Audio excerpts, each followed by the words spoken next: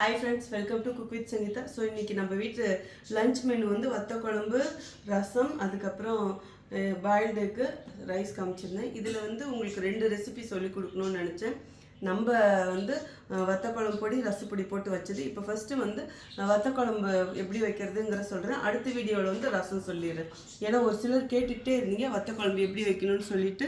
So first வந்து பார்த்திங்கன்னா எண்ணெய் ஊற்றிட்டு நல்லெண்ணெய் இல்லைன்னா பார்த்தீங்கன்னா கடலை எண்ணெய் அப்புறம் தேங்காய் எண்ணெய், இது 3ல் எது வேணாலும் யூஸ் பண்ணலாம். நான் அப்படி தான் செய்வேன். இன்றைக்கி நான் ஊற்றிருக்கிறது பார்த்தீங்கன்னா கடலை எண்ணெய்.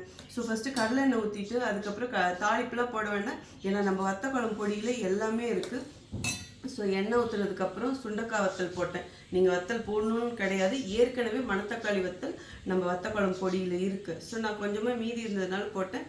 அதை நல்லா அப்படியே சிம்மில் வச்சுட்டு வதக்கினதுக்கப்புறம் வந்து கொஞ்சம் கருவேப்பிலை போட்டு அதுலேயே வந்து நான் இன்றைக்கி வெங்காயம் பூண்டு போடாமல் செஞ்சேன். ஸோ அதனால தான் நான் சேர்க்கல. வெங்காயம் பூண்டு சேர்க்குறவங்க வெங்காயம் பூண்டு சேர்த்தும் இதில் செஞ்சுக்கலாம். ஸோ அந்த வத்தல் வதங்கினதுக்கப்புறம் 2 தக்காளி நல்லா பெருசாக 2 தக்காளி அரைச்சி ஊற்றிட்டு அது கொஞ்சம் வதங்கினதுக்கப்புறம் நம்ம வத்த குழம்பு பொடி 3 டீஸ்பூன் போட்டேன். நான் கொஞ்சம் மீடியம் காரமாக சாப்பிட்றேன். உங்களுக்கு காரம் அந்த குழம்பு எவ்வளோ வேணுமோ அதுக்கு தகுந்த மாதிரி வத்த குழம்பு பொடியை அதிகரிச்சுக்கோங்க. அதை நல்லா வதக்கிட்டு கொஞ்சமாக ஜஸ்ட் ஒரு அரை நெல்லிக்காய் அளவு புளி கம்மியாக சாப்பிட்றவங்க, ஏன்னா ஏற்கனவே நம்ம வத்த குழம்புலேயும் புளி இருக்குது. ஸோ கொஞ்சம் புளியை கரைச்சி அதுக்கப்புறம் அதிலே ஊற்றிட்டு கொஞ்சம் தண்ணி ஊற்றி நல்லா கொதிக்க வச்சு எண்ணெய் கசிஞ்சு வரும்போது எடுத்துருங்க. தேவாமிர்தமாக இருக்கும், அவ்வளோ சூப்பராக இருக்கும். இது ஜஸ்ட் இவ்வளோ போட்டிங்கனாலே நல்லா இவ்வளோ சோறு சாப்பிட்லாம். இந்த வத்த குழம்பு நீங்கள் 1 வாரம் வச்சு நல்லா ஃப்ரிட்ஜில் வச்சு சுண்டை வச்சு கூட சாப்பிட்லாம், டேஸ்ட்டாக இருக்கும்.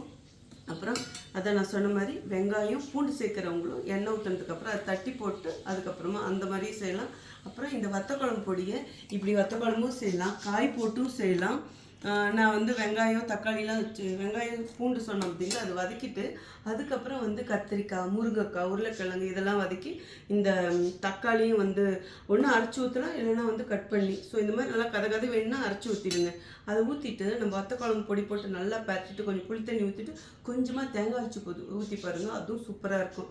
ஸோ இதுதான் மெத்தடு. ஸோ உங்களுக்கு வேணும்னா வெப்சைட்லேயே ஆர்டர் பண்ணலாம், வாட்ஸ்அப்லேயே ஆர்டர் பண்ணலாம். அடுத்த வீடியோவில் வந்து பாய், லவ் யூ ஆல்.